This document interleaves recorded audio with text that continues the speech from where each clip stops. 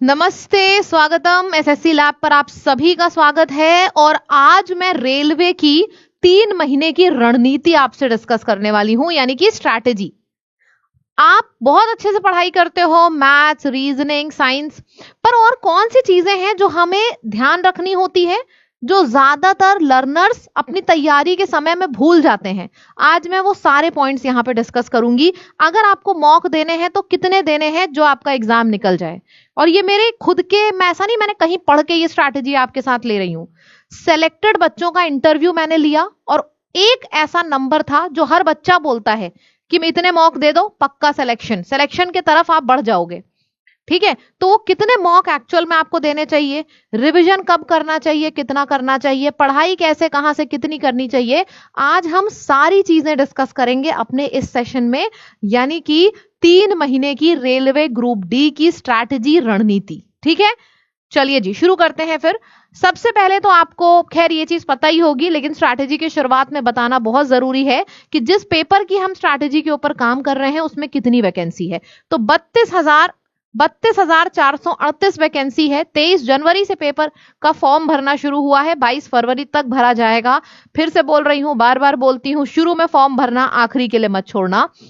फिर आ जाता है एज आपकी 18 से 36 साल तक की उम्र है, मतलब 18 साल के बच्चे से लेकर 36 साल तक के एडल्ट तक इस फॉर्म को भर सकते हैं। योग्यता 10वीं पास होनी चाहिए, आईटीआई होनी चाहिए, कुछ भी है, आप इस फॉर्म को आराम से भर सकते हो। पहले था कि आईटीआई वाले भरेंगे नहीं भरेंगे, अब क्या है 10वीं है तो भी आप इस फॉर्म को भर सकते हो। ठीक है, अब सब्जेक्ट की बात कर लेते हैं।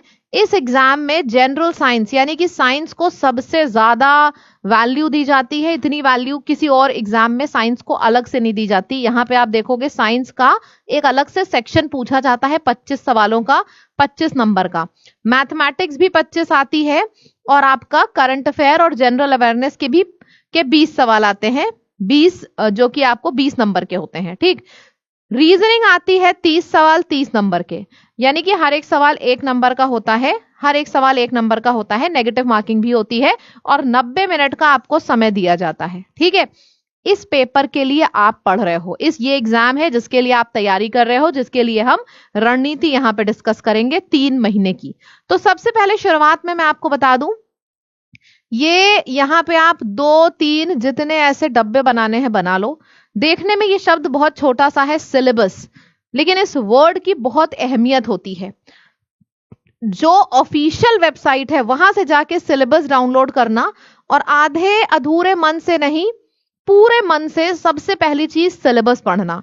फलाने यूट्यूब चैनल में बताया मैथ्स में ये वाला टॉपिक आएगा, इस वाले चैनल ने बताया मैथ्स का ये टॉपिक आएगा। सबसे पहले आपको खुद को पता होना चाहिए कि जिस एग्जाम के लिए आप तैयारी कर रहे हो उसके सिलेबस में क्या क्या है। मैथ में परसेंटेज दिया है, प्रॉफिट एंड लॉस दिया है कि नहीं, साइंस में हार्ट है, लंग्स है, क्या क्या चीजें हैं जो आपके एग्जाम में आ रही हैं।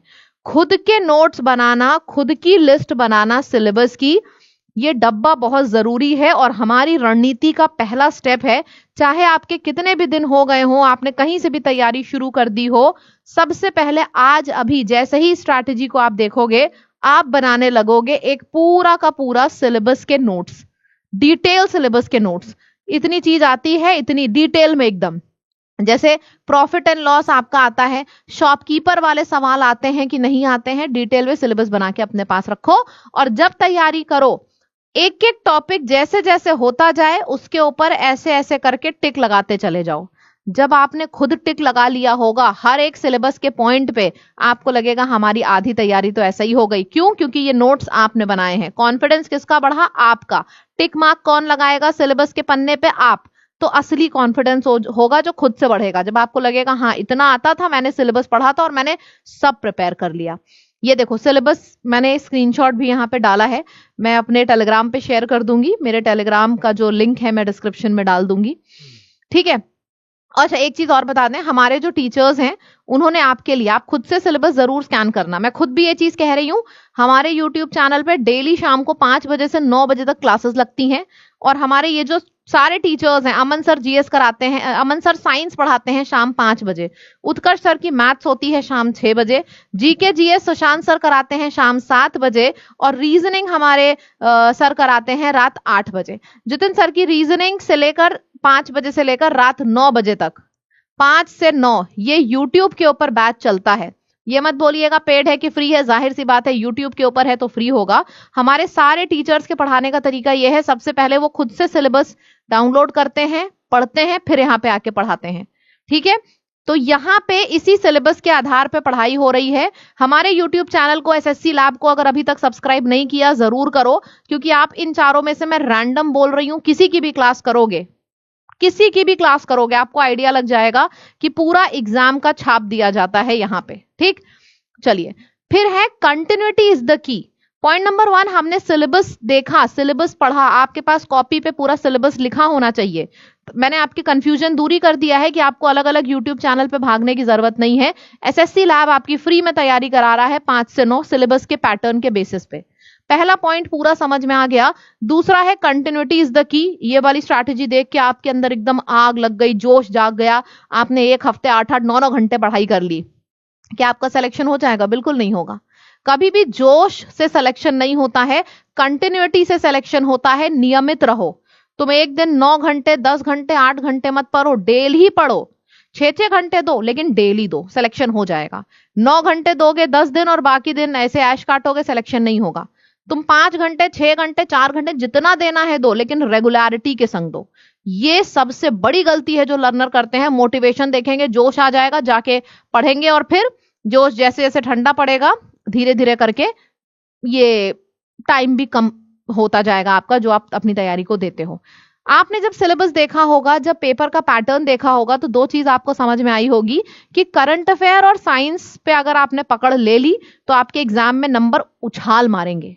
करंट अफेयर की अमन सर की एक प्लेलिस्ट मैंने बनाई है, इसी यूट्यूब चैनल पर है, और साइंस की भी है शताब्दी एक्सप्रेस की पूरी प्लेलिस्ट। हो सकता है कुछ बच्चे आज इस यूट्यूब चैनल को ज्वाइन करेंगे, आपके पिछले सेशंस छूट गए होंगे, तो आपके लिए पूरी की पूरी प्लेलिस्ट बना रखी है, क्योंकि करंट अफेयर और साइंस का अहम रोल होता है। सबसे पहले इस पे पूरी पकड़ हासिल कर लो।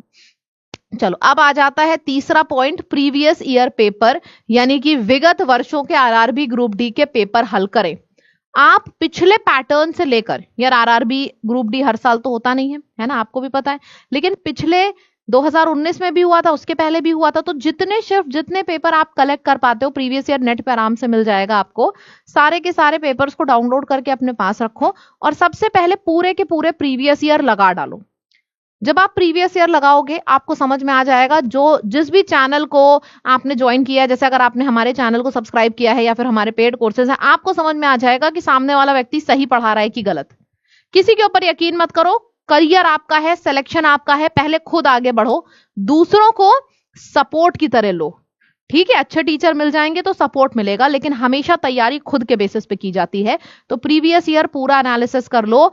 3 महीने की स्ट्रैटेजी का मेरा तीसरा सबसे बड़ा पॉइंट है, प्रीवियस ईयर के सारे पेपर स्कैन कर लो। ये देखो, लैब की ऐप को डाउनलोड करो। हमारी लैब के ऐप के ऊपर, अच्छा आपको नेट पे भी जाने की जरूरत नहीं है, आपके फोन में अगर हमारी ऐप नहीं है तो डाउनलोड कर लेना इस लेक्चर के बाद। Lab learn with Aman and Barkha, ये हमारी ऐप का नाम है। इस ऐप को आप डाउनलोड कर लो। रेलवे ग्रुप डी के प्रीवियस ईयर पेपर हमने छांट के सेलेक्ट करके आंसर और सोल्यूशन के संग डाल दिया है अपनी ऐप के ऊपर। तो प्रीवियस ईयर सबसे पहले ऐप के ऊपर जाओ, सबके फोन में ऐप होनी चाहिए, लैब की ऐप। यहाँ पे हम बहुत फ्री मटेरियल डालते रहते हैं। ये देखो बड़ा बड़ा यहाँ पे फ्री लिखा है, दिस इज एब्सोल्युटली फ्री, आपके लिए किया है, क्योंकि आपको पता होना चाहिए कि आप जो तैयारी कर रहे हो सही है कि नहीं, सामने वाला बेवकूफ ना बनाने पाए। ठीक है, तो प्रीवियस ईयर पूरा लगा लेना।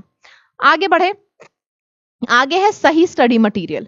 आपने कहीं से भी पढ़ाई करी, हमसे पढ़ रहे हो, आप किसी और टीचर को फॉलो कर रहे हो, या फिर आप ऑफलाइन क्लासेस ले रहे हो जाके, कहीं से भी पढ़ो। बस जब आपने प्रीवियस ईयर स्कैन किया है ना, तो आपको यह पता चल जाएगा कि आप जहां से भी तैयारी कर रहे हो, हमसे करो या कहीं और से करो, आपकी तैयारी सही ट्रैक पे जा रही है कि नहीं। ठीक है, तो इसके लिए प्रीवियस ईयर जरूर स्कैन करना, इससे आपको पता चलेगा कि जो आप सोर्सेस को फॉलो कर रहे हो ऑथेंटिक है कि नहीं। जब हमारा पढ़ाया हुआ आपके मॉक में, आपके प्रीवियस ईयर में फंसने लगे, समझ लेना ऑथेंटिक है। हमने आपके लिए पेड कोर्स भी लॉन्च किया है और मॉक टेस्ट, उसमें सब कुछ मिलता है आपको, जो हमारा रेलवे ग्रुप डी का कोर्स है। क्यों हम mock test, practice question, doubt session सब इंक्लूड करते हैं? क्योंकि समझिएगा, ये जो मॉक टेस्ट है, मॉक टेस्ट जब तक आप ज्यादा नहीं लगाओगे, जैसे प्रीवियस ईयर आपके पास कितने हो पाएंगे, जितने कलेक्ट हो पाएंगे पिछले 2 साल के प्रीवियस ईयर आपने लगा दिए, पर मॉक टेस्ट जब तक 100 नहीं लगाए हैं, 100 भी नहीं, 100 प्लस मॉक टेस्ट आपने लगाए होंगे अगर एग्जाम से पहले। मैं ये नहीं कहूंगी आपका 100% जादू हो जाएगा, सिलेक्शन हो गया, पता चला सबने 100 लगा लिए, लेकिन मैं ये जरूर कहूंगी कि आपके सिलेक्शन के चांसेस अगर 50% है तो सीधे 80% हो जाएगा, जिस भी व्यक्ति ने 100 प्लस मॉक लगाए हुए हैं। मॉक लगाने के बाद सही तरीके से एनालाइज किया हुआ है। मॉक लगाना आधा काम होता है। मॉक लगाने के बाद सबसे पहले मॉक ऐसा होना चाहिए जो आपके एग्जाम के लेवल का हो। ऐसा ना हो कि रेलवे ग्रुप डी का पेपर दे रहे हो और लेवल आपका एसएससी का पूछ लिया गया, कोई मतलब नहीं है। रेलवे ग्रुप डी का पेपर तो जैसे हमारे वन लैब हमारा टेस्ट, हमारी ऐप का नाम है टेस्ट की ऐप वन लैब, हमने वहां पे रेलवे ग्रुप डी के बहुत ढेर सारे मॉक डाले हुए हैं। आप 100 मॉक करो, 100 मॉक करने के बाद उसको सही से एनालाइज करो। सही से एनालिसिस बहुत इंपॉर्टेंट होती है। मैंने देखा, मैंने 5 इंटरव्यू लिए थे अपने पिछले सीजन में, और एक कॉमन चीज थी जो सारे लर्नर्स के बीच थी, मैम मैंने 150 मॉक लगाए हैं, इसीलिए मैंने 100 प्लस लिखा है। मैंने 130 लगाए हैं, मैम मैंने 100 मॉक लगाए हैं। किसी भी लर्नर का ये नहीं था कि मैंने 40-50 लगाए हैं, और हर वो व्यक्ति सिलेक्टेड बच्चा था जिसका मैं इंटरव्यू ले रही थी। तो ये इंपॉर्टेंट चीज है। फिर आ जाता है आपके पास शॉर्ट टर्म और लॉन्ग टर्म गोल होना चाहिए। जैसे कि आप सपोज तैयारी कर रहे हो, जिस सिलेक्शन उसका होता है जिसके पास ये और ये दोनों होना चाहिए।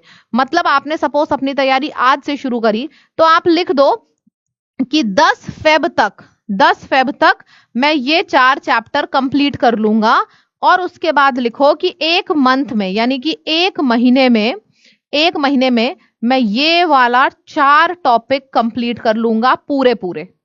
ये क्या है? जैसे ही आपका 1 हफ्ता गुजरेगा, आप देखोगे कि अरे मैंने अपने आप को इतना टारगेट दिया था, मैंने कंप्लीट कर लिया।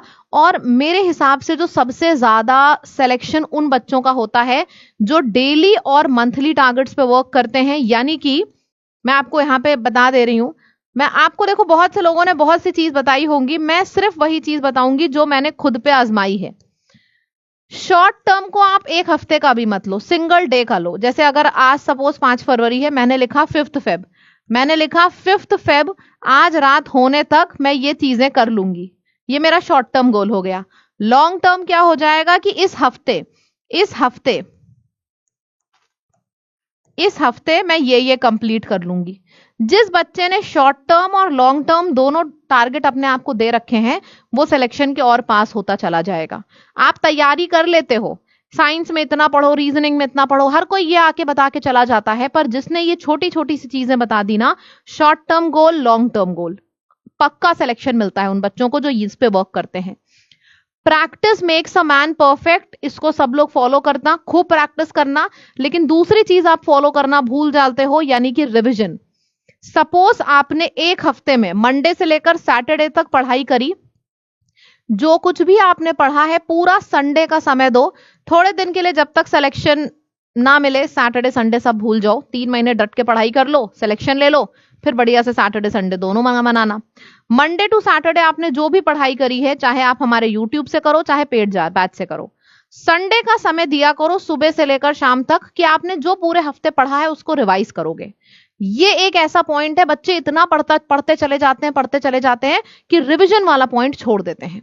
ठीक है, तो मैंने यहाँ पे 6 पॉइंट डिस्कस किए हैं। अपने 90 दिन की स्ट्रैटेजी में इन 6 पॉइंट्स को जरूर इंक्लूड करो। अगर आपने 90 दिनों तक इसको कंसिस्टेंसी के संग फॉलो कर लिया, मैं लिखित आपको दे सकती हूं कि आपका सिलेक्शन पक्का है। ठीक है, लेकिन इसका इस्तेमाल जरूर करें। और आप में से जितने भी लोगों को हमारे संग पेड बैचेस में प्रिपरेशन करनी है, तो आप वंदे भारत बैच ज्वाइन कर सकते हो रेलवे के लिए।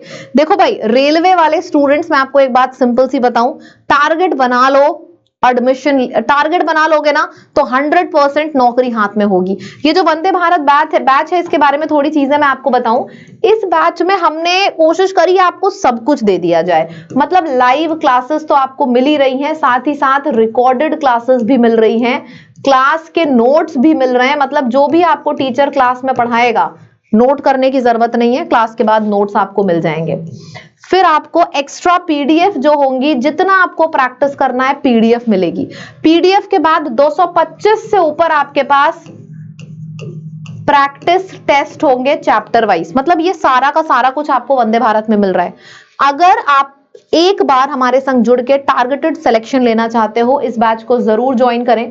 जब आप इस बैच को ज्वाइन करोगे तो आपसे कोड पूछेगा, अगर आपसे कोड, आपने इस कोड को डाल दिया लैब, LAB लैब, ठीक है, जैसे ही आप इस कोड को डालोगे आपको ये जो बैच है ना, जो कि 12-1300 का दिख रहा होगा, तुरंत ये बैच आपको 400-500 का मिलने लगेगा। इस कोड से मैक्सिमम डिस्काउंट मिलता है, तो जरूर हमारे बैच में एडमिशन लीजिए। जो पिछला बैच था लैब एक्सप्रेस, उसमें एडमिशन क्लोज हो चुके हैं। हम एक फिक्स नंबर ऑफ स्टूडेंट्स लेते हैं, उसके बाद बैच में एडमिशन क्लोज कर देते हैं, ठीक है।